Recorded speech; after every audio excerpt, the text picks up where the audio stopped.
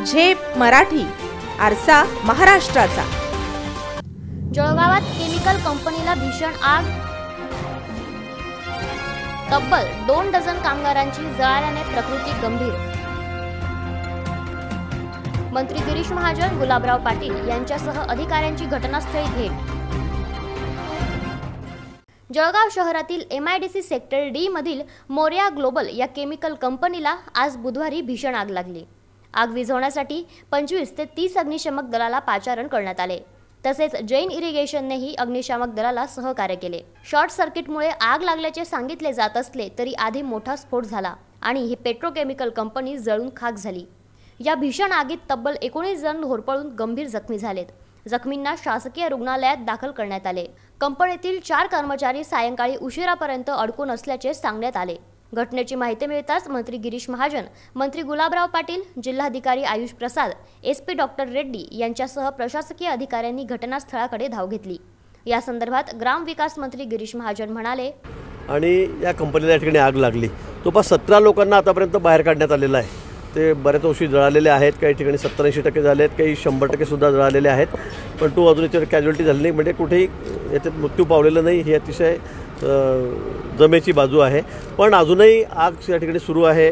धूर खूप आहे आतमध्ये। फायर ब्रिगेडच्या सगळ्या गाड्या, सर्व अधिकारी, पोलीस प्रशासन, जिल्हाधिकारी, त्यांचं प्रशासन, महापालिका हे सगळे या ठिकाणी काम करत आहेत। अजूनही मध्ये शक्यता आहे की काही लोक मध्ये असतील, अजून अडकलेले असतील। पण आग इतक्या मोठ्या प्रमाणात आहे, धूर इतका मोठ्या प्रमाणात आतमध्ये, तर ते अजूनही काही सांगता येत नाही ते कशा परिस्थितीत आहेत, काय आहेत म्हणून। पण अतिशय युद्धपातळीवर या ठिकाणी आग विझवण्याचं काम सुरू झालेलं आहे। त्याचबरोबर जे आतमध्ये अडकलेले लोक आहेत त्यांनाही बाहेर काढण्यात येत आहे। नेमकी कंपनी कशाची होती, काय प्रॉडक्ट या ठिकाणी बनत होतं, काय माहिती आहे? नाही, त्या बाबतीत मला एवढं माहीत नाही। पण मोर्या ग्लोबल म्हणून ही केमिकल फॅक्टरी या ठिकाणी आहे। काही परफ्यूम्स वगैरे कुठले किंवा काय असं अजून मला निश्चित माहिती नाही। पण याचे मालक मुंबईचे आहेत असं मला कळालेलं आहे। आणि ही केमिकल फॅक्टरी आहे, त्यामुळे आग अजूनही त्याची थांबत नाही आहे। धूर खूप आहे आतमध्ये, कुठे कुठे अजूनही स्फोट होत आहेत मध्ये मध्येच। पण मला सर्वप्रथम कर्मचाऱ्यांना वाचवण्याचा प्रयत्न करा अशा सूचना पालकमंत्री गुलाबराव पाटील यांनी दिल्यात। जखमींना मुंबईत न्यावे लागले तरी सरकार सर्वतोपरी तत्पर असल्याचेही त्यांनी सांगितले।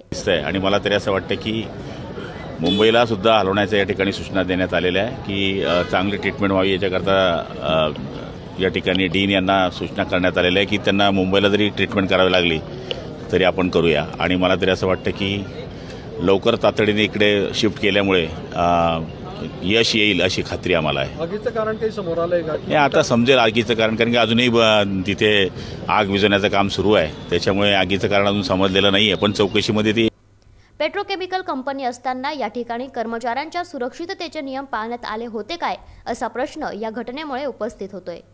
अशाच वेगळ्या आणि ताज्या बातम्यांसाठी पाहत रहा झेप मराठी, आरसा महाराष्ट्राचा। संपादक प्राध्यापक अनिल चव्हाण, धुळे।